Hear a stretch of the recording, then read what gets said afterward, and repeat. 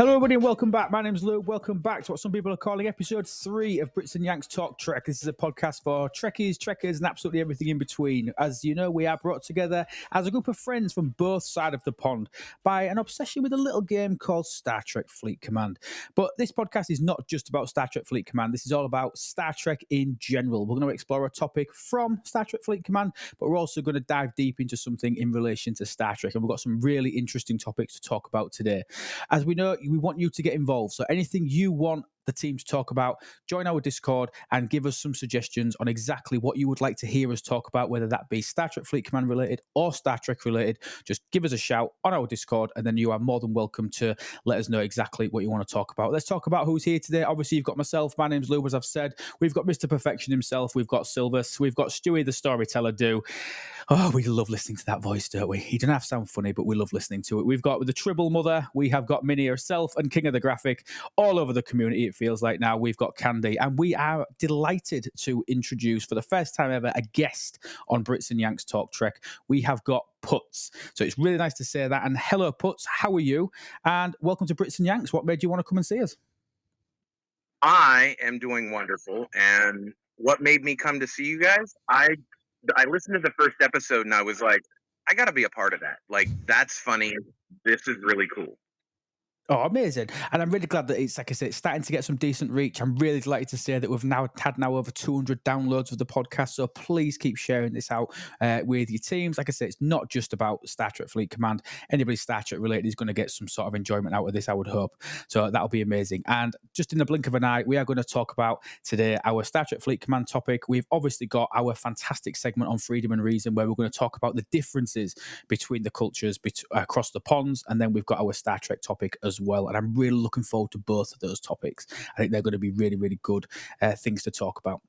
So our Star Trek topic today is we're going to be talking about the best villain. We're going to be talking about the best villain. I'm doing this in a slightly different order. We're going to do Star Trek first.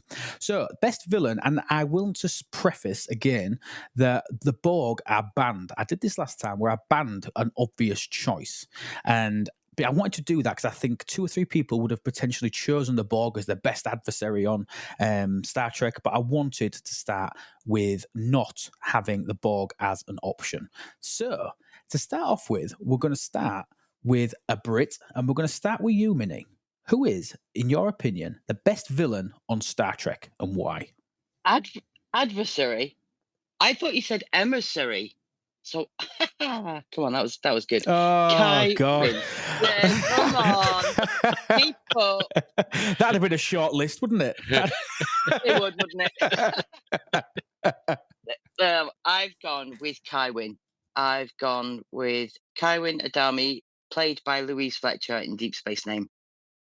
And basically, you've got a fantastic actress with actually some really good story content, who is using religion as her motivator. And come on, a religious zealot. You can't argue. You cannot argue with that kind of wholehearted commitment to something that others cannot understand. So I've gone with her. She's ruthless, she's opportunistic. She uses her faith to shoot people down. And I think the way that her lines are delivered with a snide undertone and a very calculated, malicious grin, I think it's amazing. And so for me, and I'm not a Deep Space Nine big fan, but she stuck out as someone I would never want to go against. I agree. I mean, I think you got hit the nail on the head that they got the casting for this absolutely perfect. I thought Louise Fletcher was absolutely outstanding in that, and her demeanor and the way she was able to act as if she was everybody's friend and she was doing the right thing by Bajor, and she had people following her, didn't they? Obviously, as the Kai, she started off as I can't remember what it was called. Putz will remember. What was it called that she was before? A Vedic. She was a Vedic, wasn't she? Vedic. She was one of the two. She was one of them to start with, and then she had that big fight, didn't she, with Barai, obviously, to try and see who was going to become the next Kai, and obviously she then got it. And do you know what? I think that's a really good option. What were sort of some standout moments then from Kai Wynn that made you think of her as being really good?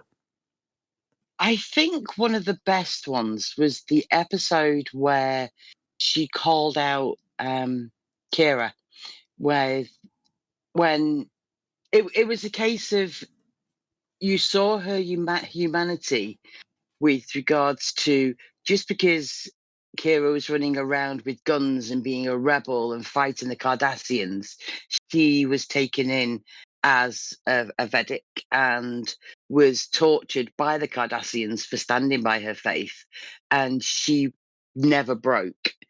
And there was that part, that backstory. And I say this again, every single one now. I know we're only 3 down the line, but the backstories that they give these characters, the writers across all the different, TNG, whichever, the backstories that they can give that spark of humanity even to the most villainous of women. I totally So for agree. me, it was that. I totally agree.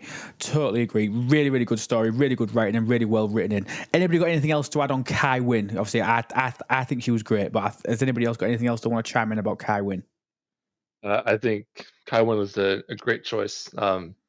Possibly the best in the entire Star Trek realm. Like she said, just great acting and great backstory that kind of led to that villainous part of her. Did she steal your option? Was that your choice? No. Oh, good. She was my option. Oh, she was no. my option. I knew she'd be somebody's. Well, go on then, Candy. I won't put you on the spot. I'll let you go after Silvers. Silvers, best enemy. I'm gonna go with Lore. Booker. I told you should have gone first. Oh, I should have gone first. Yeah. I liked Lore as a villain, being the counterpart, almost brother to Data, and he's someone that we see right at the start in the Next Generation. So, it's the crystalline entity, right, that gets involved with the Enterprise and Picard's crew, and they have to deal with this. And we see Lore in other parts of the Next Generation, and I just loved like knowing Lore's background and knowing that he was the version prior to the Data that we all know and love, and just seeing like where the programming all went wrong. Yeah, and creating this villain instead of someone that is highly decorated and recognized in Starfleet. Totally agree. And I really like the idea that obviously Lore had things that Data didn't. Do you know what I mean? Obviously, in terms of like emotions and even like these ability to talk sometimes, obviously, he was able to use distractions and things like that. Do you know what I mean? He was able to do that. And some of those things that were taken out for the second version, obviously, which obviously ended up being Data, I think that gave him a leg up, didn't it? He was able to, in essence, outsmart Data being probably one of the most intelligent, most cunning people on Star Trek in terms of his ability to know things and do what he wanted to do.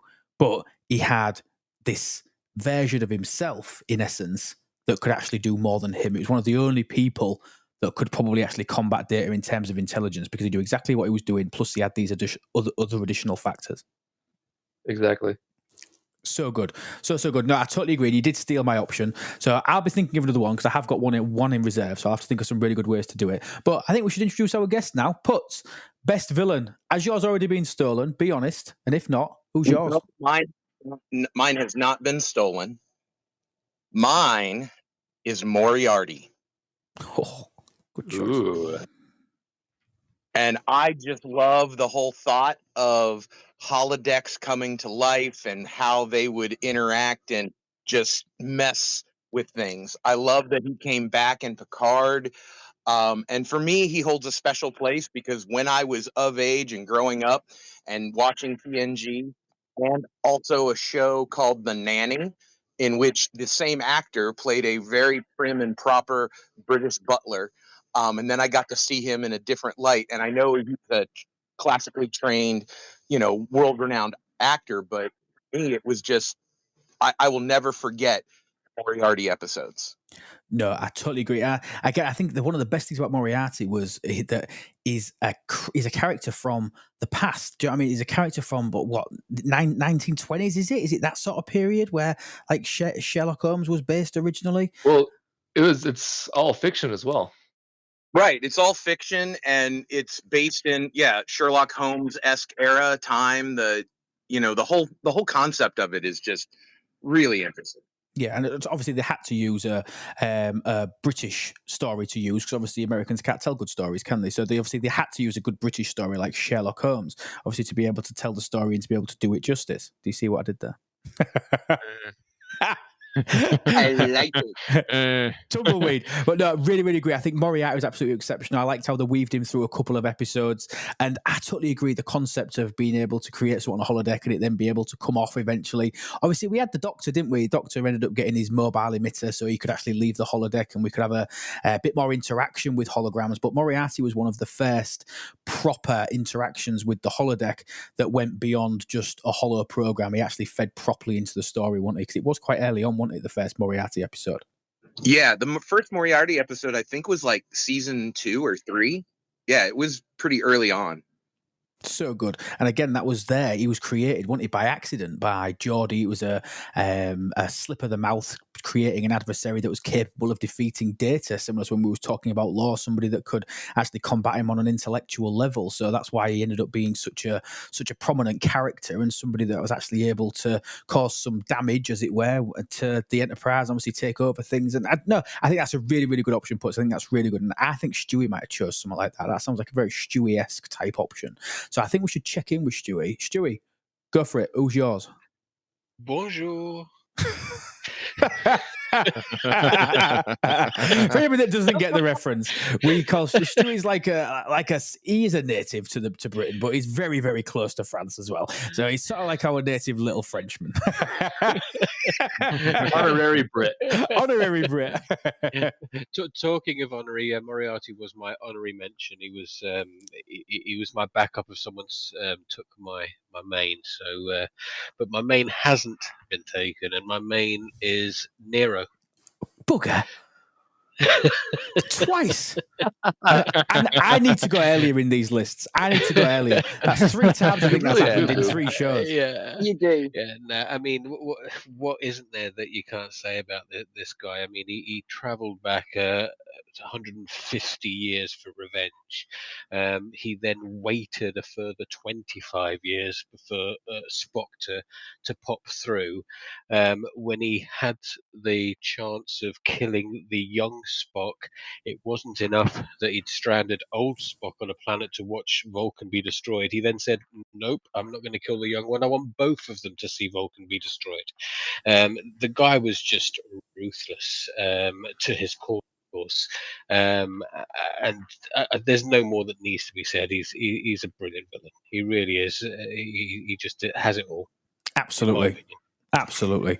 I just found Nero to be like the blowing up of Vulcan. Do you know what I mean? Vulcan going. I mean, Vulcan is from even episode 1 of Star Trek. Do you know what I mean? The first alien that we're actually introduced to is a Vulcan. Do you know what I mean? Vulcan is interweaved in between every single series and everything to do with Star Trek. And there isn't anybody that, if you was to ask anybody that doesn't understand Star Trek to name a race from Star Trek that isn't human, I would hasten to say that the only one people would really be able to name quickly would be Klingons and Vulcans. Klingons and Vulcans. They would probably be the two that they would be able to default to. So the obliteration of that planet being such a key part, obviously, to that part of the storyline. Obviously, we know that's not part of the main storyline, as it were. Obviously, it's a second sort of canon, isn't it? But well, it was an alternative universe that was created by him coming or them coming back. Basically, it was a split that occurred. And it created like a huge option, didn't it, for there to be even more. And I'm quite sad that the Chris Pine series never took off a little bit further. I think they had so much more that they could have done with that. And I think it would have been nice to have seen it expanded on even more than just the 3 films, don't you? I do. I liked Chris Pine as a Kirk. I mean, I think he shone when they did the Kobayashi sitting there munching away on the apple whilst he's doing it and all of that. But it was brilliant, and it's a shame we didn't get to see more of him. Yeah, very much so. No, so good. Such a cracking episode. Such a cracking villain, as it were, but also a really good set of series and a really good options. Candy, over to you. My choice was General Chang from Star Trek VI: The Undiscovered Country. The man himself is just the epitome of all the different aspects of a villain, like between short of actually pulling the trigger himself and doing the actual dirty work, was able to not only fool Starfleet, but also fool his own people into thinking that he was on board with peace between the Federation and the Klingon and the Klingon people, in talking down to Kirk and his crew the entire time while they're present face to face, using humanity's own literature and being able to warp it into a condescending tone of voice to portray that, hey, like, regardless of what you say and what it sounds like, and it could be inspirational to your people, you could have always turn it to give it a real, like, downward tone towards the humanity, always continually degrading humanity, ma- making sure that he knows, that Kirk knows, that Klingons are better than humanity, and reminding him every step of the way. But then to also sabotage his own people, to create the unrest of Chancellor Gorkin being assassinated by presumed Starfleet at that time, sowing the fire of trying to break apart the peace talks between the Federation and the Klingon Empire. Just going to the nth degree to make sure that all on any loose ends are tied up, trying to have Spock and Kirk killed while they're in prison, through the means of setting them up, and just trying to make sure that every single one of his bases are covered to ensure that peace doesn't happen between the two civilizations. I agree. I think he was one of the more thorough villains. Do you know what I mean? He wasn't just out there just to kill one thing. He was like he was trying to cover it from, like you said, from all different facets. One, he was trying to take care of obviously Kirk and Spock whilst getting rid of the Federation. Obviously making sure the Klingons were never going to be friendly with them, as you say. There was just so many different facets to Chang. I think they could have used him more than they did. And finally, I think we'll move on to mine. Obviously, my top two were taken. Obviously, as always seems to happen when I go last. I think I'm going to go first next time. But I've decided to go for my number 3 on my list was Lorca. Now, obviously, Lorca used his position to manipulate his crew. Obviously, we know Lorca he came through from the Mirror Universe. He ended up recruiting Michael Burnham, obviously, to do what he needed to do. And it was a secret that he actually came from the Mirror Universe. He was obviously the dark alternative to the real guy. And I just think he was a really good character. And again, I think some of that comes down to the actor, because we don't get many people that cross over and manage. Obviously, we had Giorgio, obviously, in the same series in Discovery. But I just think Lorca portrayed himself, and it was a bit of a shock when we found out that he was from the Mirror Universe. Yep, I would agree. So, Absolutely loved Gabriel Lorca in that part of the series. Like he like his specific role, like, got me into Discovery. I mean, like, just the way that Jason Isaacs played Lorca, like, he's a fantastic actor. To learn that he was from the Mirror Universe, I'm like, this 100% makes sense now. Like, using everybody to further his own goals and mission. yeah, absolutely. And I couldn't believe as well when I had a look into it that he was actually only in 10 episodes. It felt like he was in a hell of a lot more, but he was actually only in 10 episodes. And it felt like, I think that's obviously, again, it's a play to the actor and obviously to the character as well, that it felt like he spanned across a hell of a lot more. He started in Discovery season 1, episode 3, and then we didn't see him again after episode 13. But I just thought he was absolutely brilliant. I thought he was a great villain. And has anybody got anything else that they want to add anywhere else on the villains? I do have a special mention. Go for it. I'd like to bring up Armus from The Next Generation, just for a quick laugh. Okay. For those that don't recognize the name, Armus is the slime, or whatever you want to call it, blob of goo that is the one that kills Tasha Yar in The Next Generation. And we get to see him once more that I know of in Star Trek lore, and that's in lower decks when he gets prank called. But I just wanted to bring him up. Yeah, he gets prank called. Yeah, Skin of Evil, wasn't it? And that was the way to. And I think it was quite a clumsy way to do it, but that was how they wrote Tasha Yar out of Next Generation. They obviously killed her off, and we know she came back. We know she obviously was depicted obviously as Sealer as well. But the way to write her out, I do think it was a little bit cheesy, wasn't it? Do you know what I mean? It was a little bit quick, a little bit simple, but it was, again, I think we talked about this on another pod. It was, she wanted to leave the series and they decided to kill her off rather than have her leave or just have her replaced. So I think we've covered a few there, really good. We're going to move on to our second section. So we are going to move on to Freedom and Reason.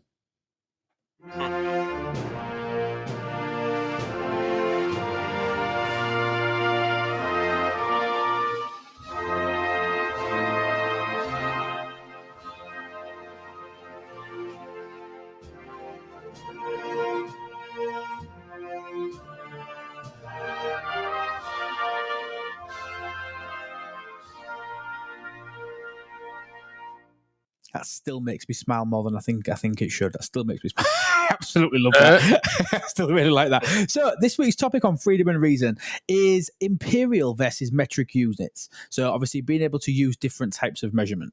And Silvus, you're going to lead on this one, and then I'm going to tell you why you're wrong. Oh, naturally, yes.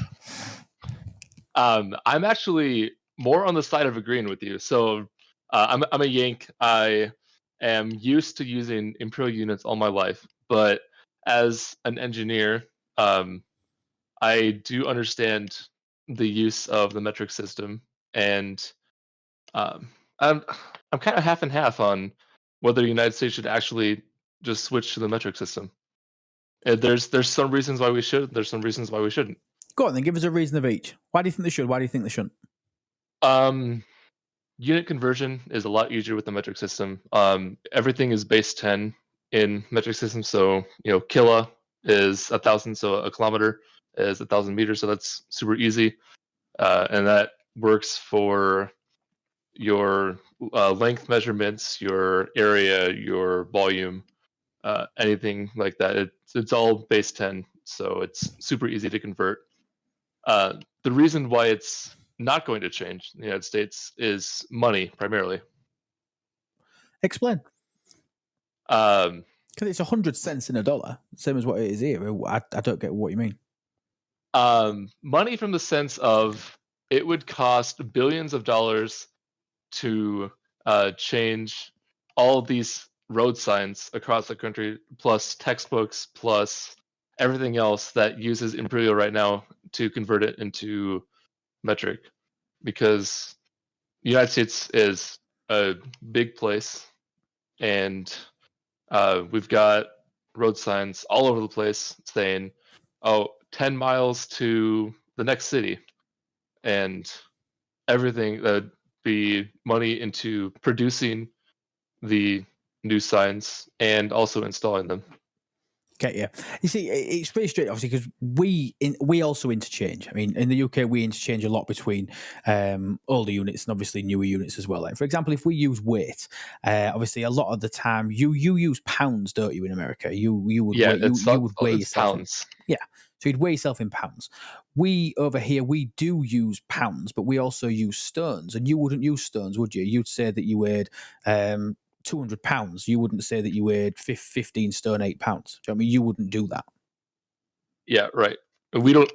As a Yank, I have no idea what a stone is. Yeah, and this is where it all goes wrong, because obviously when everything's in units of 10 or units of 100 or 1,000, everything just becomes so much more easy to be able to articulate. Because like we have 14 pounds in a stone, and you think 14, where have they got that from? Do you know what I mean? So that's just a British mistake. I mean, yeah, absolutely. I mean, even like when we go back to our money, before our money became, it was called decimalisation. So when we went into having 100 pennies in a pound, prior to that, we actually used to have 240 pence in a pound. Yeah, that's just ridiculous. It just makes absolutely zero sense. And I'd really like to bring Puts in at this point, because Puts actually gives a lecture every single semester when he's working about metric versus imperial. So I think it'd be really good to hear your take on this. We don't need the full lecture, Putz, but but by all means, give us your take on it and what you think. Yeah, you don't want the full lecture, that's for sure. But I agree with Silvis in the fact that the only reason that the United States is probably never going to change is the cost. And it's not just the cost of changing all the infrastructure signs and all of that, but it's also the cost of industry in the United States that make things in quarter inch and this and that. All of the saws, the sawmills, all of the machines that make screws and etc. would all be scrapped and redone if we were going to change completely into the metric system. But I have a couple of interesting anecdotes that I think are very interesting, and it really kind of all boils down to it's the French, it's the fault of the French why we don't have the metric system in the United States. Stewie? Oh, Yes, that's fine. Stewie. Blame me. Blame me. It's always so easy to blame the French, though, isn't it? Anyway, joking. Go on. So the metric system was originated after the French Revolution and whatnot. And at the same time, in the United States, we are just becoming a brand new country. In fact, George Washington, in his first inaugural address, stated as one of his goals was to standardize units and measures. Thomas Jefferson, his Secretary of State at the time, actually asked a French scientist to bring over from France, from the newly made International Bureau of Weights and Measures that the French decided to make, to bring over a 1 kilogram copper cylinder.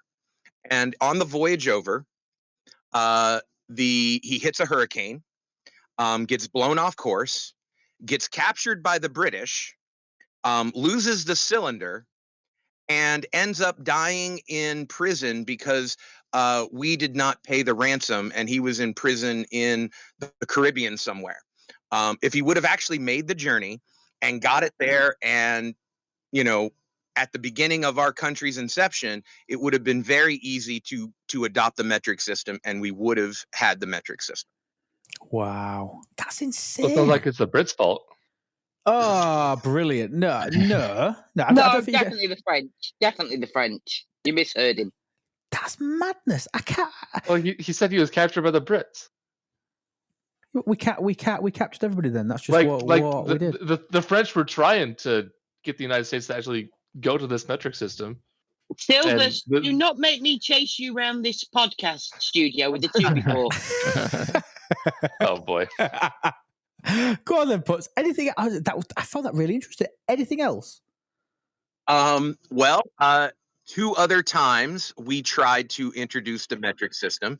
Once in the 70s with Jimmy Carter, and due to the Iran hostage situation, pretty much anything that he wanted to do the last 2 years of his term were completely kiboshed, and that never got off the ground. The closest we've ever gotten is during George H.W.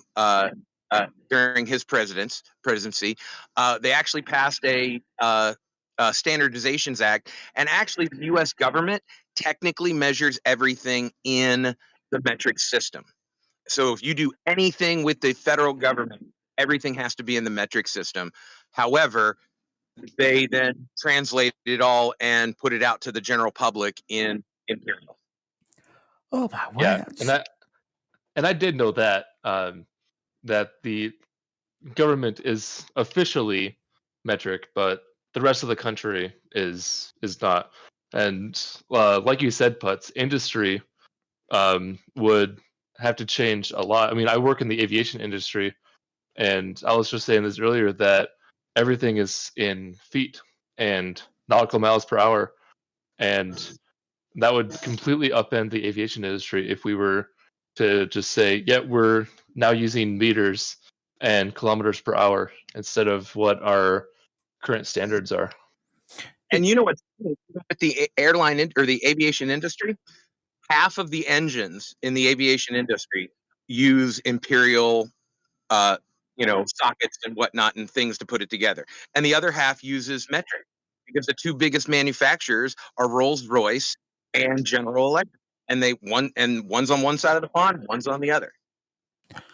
That's just bad. It just seems to make so much sense, doesn't it, to have one unified method of measurements for these things. But it seems to come down to a lot of things. Silvers has mentioned it, you've mentioned it, but it's money. It comes down to, isn't it? It's just the inability of people to want to spend money on changing it when basically it's not broken. It's just more confusing than it potentially needs to be. Stuart, Yeah, go on. One more. Go I on. have one more note, and I think this is gonna be the cherry on the top. Okay, 1999, Mars mission.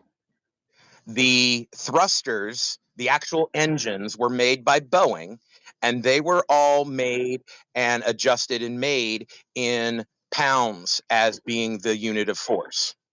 JPL, which is actually run by both the United States government and also the European Space Agency, they made the control system for these thrusters, and they designed the control system in newtons.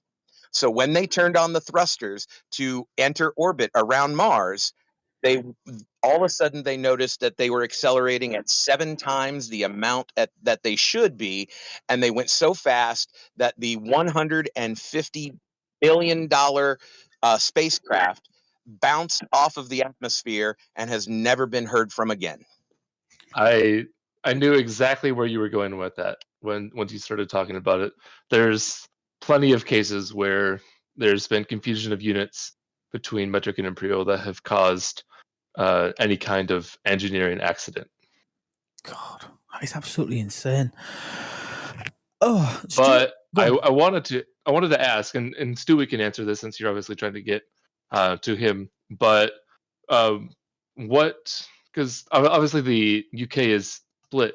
You use some imperial, some metric, depending on where you are and what you're doing. So, what do you use for what? I guess is what I'm asking. Well, you've set me up nicely, you see, because what I was going to say is that I actually think that Putz and Silvers were tiptoeing around the true issue here. Okay, and it's not money; it's mental capacity. Okay, because us Brits, we're capable of handling multiple formats. I mean, we can use the metric, but our roads still have miles on them, and our speed limits are still miles per hour because we're just generally a little bit more clever than them, you see. So we can actually handle this sort of stuff. Whereas over in America, they get confused very easily and they bounce rockets off planets and stuff like that if they get it all wrong. So I think this is the true reason why they don't do it, is because they just can't get it. You look at the more intelligent professions like engineering and all that; they can handle multiple formats easily, And you no prove issues that. at all. But Yeah. and you've proven it. But you get down to your average, Yank, then you tell them kilometers per hour, then miles per hour, and they'll bounce into buildings, and then you just that's it. That's all I'm going to say. Oh, And he says that with all the love in the world, but Silvers, I'd feel like I was being remiss if I didn't let you respond to that. so what? So when you say that what the temperature is outside, what do you say? Celsius. What do you say when you're setting the temperature indoor on your thermostat? Cold. Celsius. Warm. Celsius. Celsius. Everything's in Hmm. Celsius. We do everything in Celsius. Everything's in Like, Celsius. to be fair, Fahrenheit is only used by the US and about 2 or 3 other countries. Nobody I else would uses say Fahrenheit. the imperial system in general is only used by 3 countries officially. 4 if you count the UK and how they mix units so much. Yeah. Temperature's all Celsius here, indoor, outdoor, everywhere. It's Hmm. Celsius. And I find Yeah, I had heard differently. I just would find like the to just- conversion to be really hard. The conversion's really difficult in it when you start to go between one and the other. I don't understand. I just know if it's like 80, 90, that's really warm. Do you know what I mean? For you, 80, 90 in our world, we would all be dead. Do you know what I mean? Well, Yep. I've got a theory on that as well. I think it's actually down the Yanks. They've got that need to have bigger, better, bolder, fatter everything.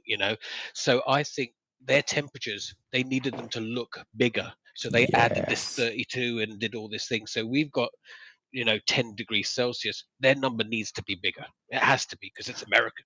What is the conversion? It's so much stupid. Like, yeah, do you have to like add Um, 14 and times by There's a 9.6? 32s in there somewhere. No, Yeah, double it and you- add 32.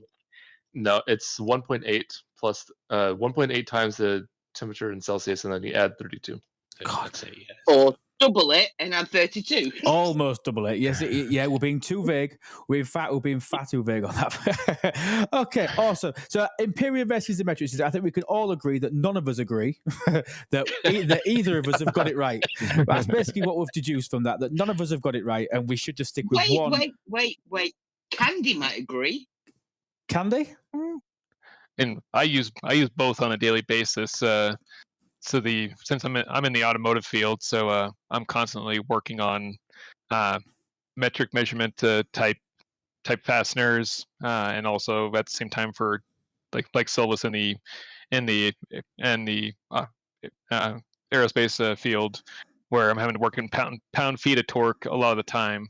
But thankfully, our repair manuals also give us a nice little conversion that says it's like anytime you watch like a YouTube video and somebody mentions miles or meters or Fahrenheit and Celsius, they go ahead and include both. Like everything that is displayed in Imperial automatically has a parentheses next to it that tells you what it is in metric, just to not confuse anybody, or in case you happen to be on closer to one side of the fence than the other. So the only thing that honestly trips me up still at this point is temperature. Just having to readily remember that, but I deal with both on a normal basis, so it's not really a pain point for myself personally anymore. I think we've all agreed that we can't. Just to clarify as well for the Brits, parentheses mean brackets. I just thought I'd mention that.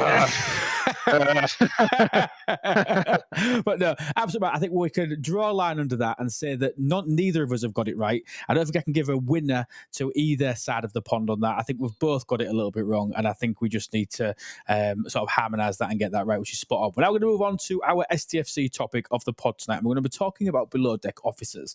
So this is our Star Trek Fleet Command section, and this is, rather than being who do we think is the best, what's going to be this is going to be a general discussion around below deck officers. And I'm going to kickstart with this one because I think there's a couple that are absolute stalwarts. Now I'm going to start with the newest one, and we're going to talk specifically myself. I'm going to mention one for more PvE side, so player versus environment. So this is not going to be one that you're going to use in PvP, because I think if we did it PvE and PvP, obviously the below decks look completely different. So we're going to stick to PvE topics here, and I'm going to start off with Chapel.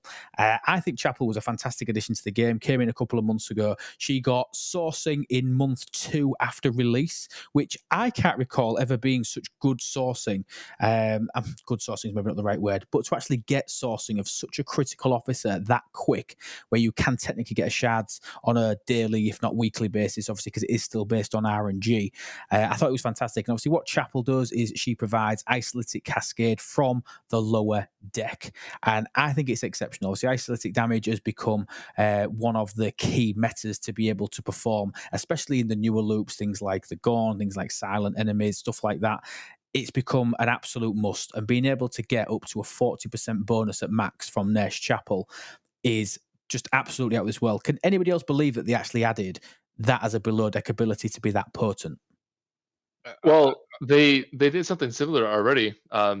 You said sticking to PvE, but just to make a connection, 7 of 9 is a below deck officer that has an isolated cascade ability for PvP, player versus player. Very true. Yeah, very true. Doesn't she have the exact same stats as Janeway in terms of percentages? In terms of percentages of ability, I think she's a mirror to Janeway, but for PvP below deck, similar to like Data is to Enterprise E Data is to Chapel below deck. I think they're very, very similar percentages. I don't know them off the top of my head, but they are similar, yes. No, really, really, really But good. they also work in different ways. They do work in different ways. So, I mean, anybody got anything else to add on Chapel? Chapel's my first below deck officer that I want to say is an absolute stalwart. Anybody that hasn't got her or doesn't understand her needs to. We're not going to go directly into how Cascade works or anything like that today, but it is such a potent ability and she is absolutely fantastic. Anybody else got anything else to add on Chapel? No. Fantastic. Who's next? Who's going to throw one in the hat? Let's go for the obvious one and bring up Hugh. Fantastic. Hugh being the possibly the best hostile below deck officer that you can have, unless you're fighting the Zindi hostiles, and that would be because he gives you critical chance, and it's so reliable if you are against hostiles that have multiple weapons. So how does Hugh proc? It's 45% chance or more, depending on your tier, to proc per weapon, and it has a chance to proc multiple times or it has multiple chances per weapon because of multiple shots across that weapon. Mhm.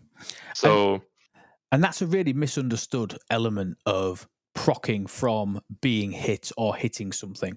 When something says it's only got one chance per weapon of doing it, that means that if, for example, a weapon has 3 shots in it, that means it's got 3 attempts to actually proc that. Now, it could proc all 3 times from that one weapon. However, you're only going to get benefit from one of those procs. However, if your battle that you were going in and the ship that hits you has 3 different weapons, you have got all 3 chances of actually improving your crit chance by that 25%.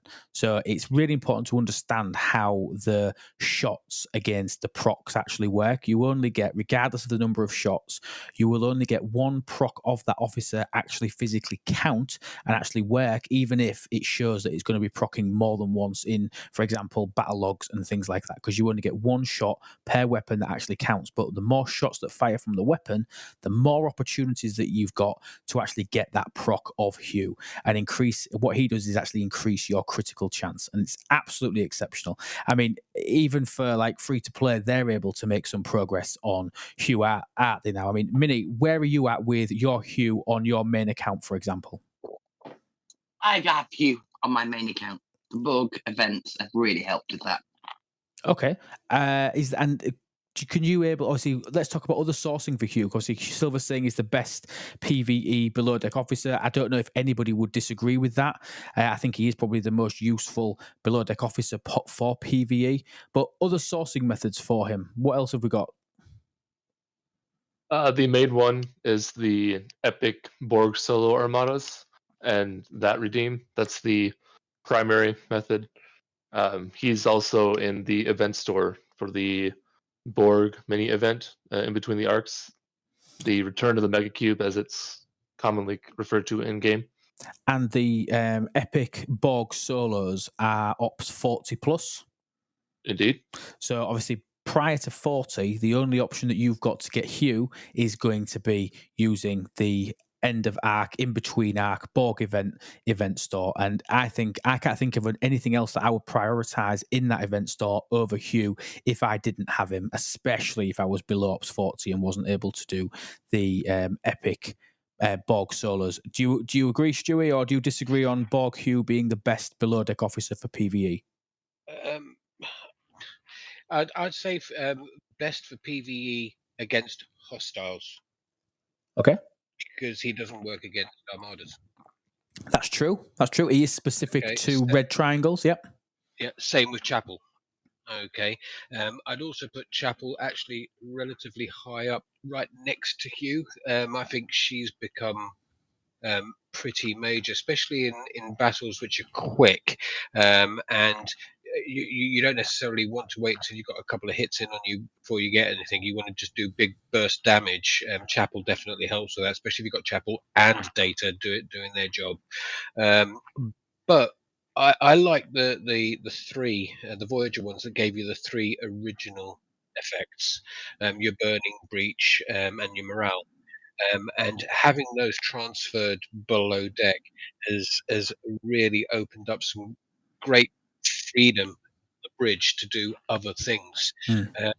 People are now using Pipe Marone, not even for the mitigation, because you've got your parrots or things like that, but to boost a third officer's ability, or just having Pike on his own to boost 2 officers each side, not having to worry about your breach or your morale or your burning. Having that below deck has been a total game changer. And who are the 3 officers that you're specifically talking about? You've got Belana Torres, you've got Neelix for burning, Belana's for breach, and then you've got Harry Kim, who never gets promoted, but is good for morale. Never gets promoted. And I have to mention it here. Morale officer Harry Kim when we had Neelix. Do you know what I mean? It still blows my mind that we missed the opportunity to have Neelix as our morale officer. Missed. It's not as if they weren't told either. Was it? I know. I mean, I think with the first one we got might have been Belana Torres. I think Belana Torres came out first, and then we all knew it was a done deal. We knew that when they released Neelix over the coming months of the remainder of the Voyager series of arcs, he was the morale. Yeah, it was obvious. It was always going to happen. And then he comes out as burning his kitchen down, and that was the crap that they tried to feed us, that he was going to potentially burn the kitchen down. I mean, literally, it was the position that he was given by Janeway, morale officer. You know, I mean, it was there. So easy. Such a miss. It was an absolute own goal. Absolute own goal. So I totally agree with the 3 states officers. Minnie, talk to me about your lower deck. Talk to me about your lower deck. Who do you prioritize and why? Okay, I've gone slightly different. You guys have covered what amazing lower deck officers we now have with the, the what would have been once been on your main deck now being fulfilled underneath. I want to give a shout out to Tendi, because I feel that having the 100% hull health so early on in the game, because obviously, I mean, now she's available in the premium packs, but she comes about with the Cerritos. She does. So having access to the lower deck officers and having access to your hull health, especially if you've not gone down the battleship route of your officers, I think she's always, regardless, she's always there. And I totally agree. And I think for maybe slightly lower players, people that haven't developed as far into the research trees and things like that, and they haven't got to some of the bigger, bulkier researches that are available. But it's not just researches now, is it, that actually drive hull health? It's obviously we've also got buildings. Yeah, we've got some buildings that provide ridiculous buffs. I mean, only a couple of months ago, the Incursions building, its name is eluding me. The subspace relay. The subspace relay building got a buff of something stupid like 500 or 600% buff in terms of whatever the bonuses were before. They were absolutely insane. And what that did was that did actually devalue Tendi for a lot of the higher players, making it that they're 90, 100, 120%, whatever that you've got Tendi at. It did devalue her a little bit, but I totally understand why Tendi would be a priority for a lower player. And she is just about, I can't think, maybe La'an is a alternative to this, but I think, is there any other of the original lower deckers that you would still use on a regular basis? I mean, I regularly, let's see, I normally have Rutherford in on some of my other kind of like my lower ships. I'm just trying to kind of fill up deck slots for. I still use Boimler occasionally, just for kind of being able to punch up a little bit more, doing freebooters and stuff to that degree. But I haven't used Tendi in a while. But I do use Mariner on a pretty consistent basis on my Valdor, since that's my highest ship currently power-wise. I'm at Ops 47 presently, but I use Mariner on a pretty consistent basis just for that little bit extra punching power when I'm going up to higher systems. And I wanted to break in here and say that this is going back to a time in the game where below deck officers was basically just a neat feature. The original lower deck officers came out. We had Boimler and Rutherford and Tendi and Mariner, like you all mentioned, and it was just kind of neat to have these officers below deck that did something. And over the next couple of years, it's just expanded so much where we're to the point where you have to have officers below deck doing something to maintain your worthwhile in this game and to continue to do what you need to do to be successful. I mean, I look at my below deck now. Completely agree. I look at my below deck and I don't actually put any officers on my below deck that don't have a below deck ability. I very rarely now, I would sacrifice, even if I was using a stat-based officer up top, I generally forego putting a stat-based officer down below when I've got a slot that I could use for an officer with a below deck ability. Do you know what I mean? And that's a huge transformation to where we used to be, where we used to stack health for this and we used to stack defense for this, and we was all pushing so hard to try and get our stats up just to even hit our normal shit bonuses. But again, it comes back to research. Remember when prime officers was something that we told people, if you don't buy it, you're not playing the game properly. We was basically telling people if you didn't spend that £100 on that particular prime, you were knackered. You know what I mean? You were not going to be able to play the game properly. And you think to yourself now, that 100% bonus from that. And then when the second prime officers came out, and that was another 100%. It was another where you really should be getting that just to have a chance of doing anything. But there's that much research and there's that many buildings that now offer this sort of thing that I totally agree. The game has changed where your bridge, albeit still important, your below deck is just as important. It's in essence, you're trying to manage two bridges now. Absolutely.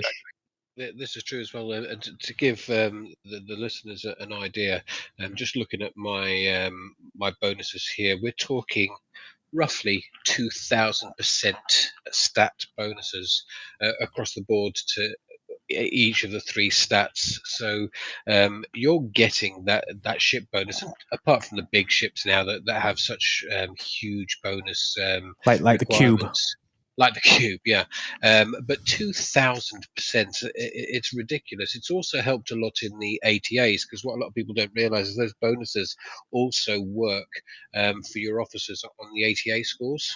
Okay, so it's made ATAs easier to achieve, because when ATAs first came out, a lot of people won't know this, but the higher levels, they were having real difficulties hitting their targets, getting their 100% and stuff like that, because of the gearing, the tuning on the actual ATA requirements, and they started pumping again. Buildings have been huge. The last handful of buildings that have been released that have these officer bonuses in that up them by hundreds at a time, which means that you can have a real play with below decked officers now. You've really got that freedom to customize what you do down there.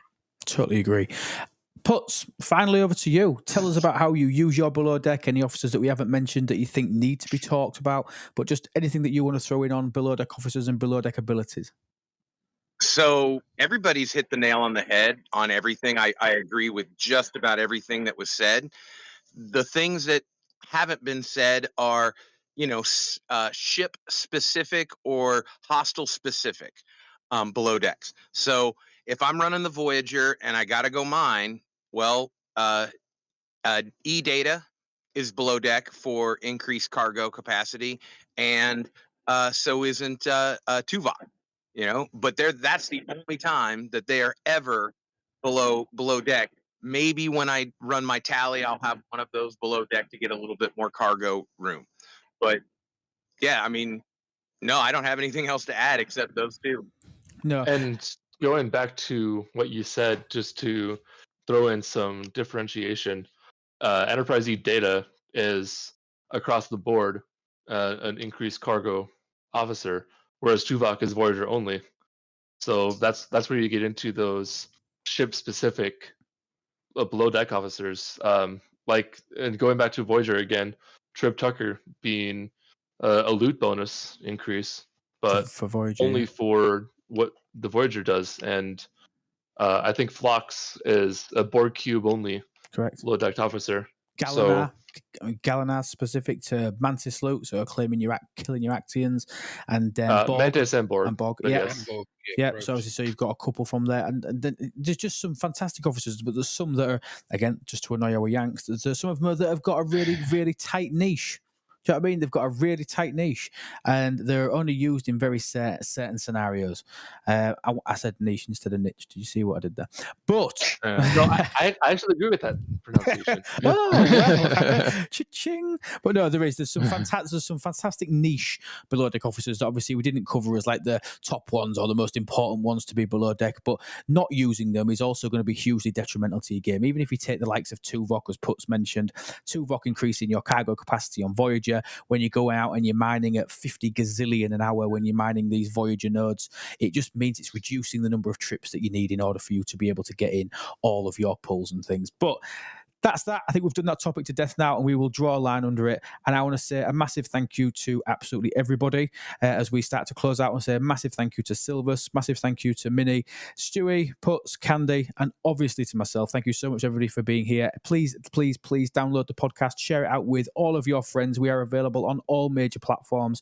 Obviously, if you are on Apple or Spotify, please, please, please leave us a 6 out of 5-star review for that. Check out all of our other channels. So Twitch, you've got myself, It's Lube, and you've got Minnie Mabel on Twitch. You've got me on YouTube. All feedback is welcome. Do you know what I mean? So get all your questions in, topics for the future, anything that you want, share that on our Discord. And while we're talking about checking stuff out, check out the website. The website is where you'll be able to pick up some of Candy's amazing merch that he designs for us, and where you can also become a member, and you have the opportunity to becoming a member of the panel for a podcast in the future just by becoming a member of the channel. It would be absolutely amazing to see more and more people coming and giving their views. I'll say a massive thank you to all of you one more time. Thank you so much. And we're out. Have a fantastic rest of your evening, everybody. And remember, everything is better with Lou. Bye. Au revoir.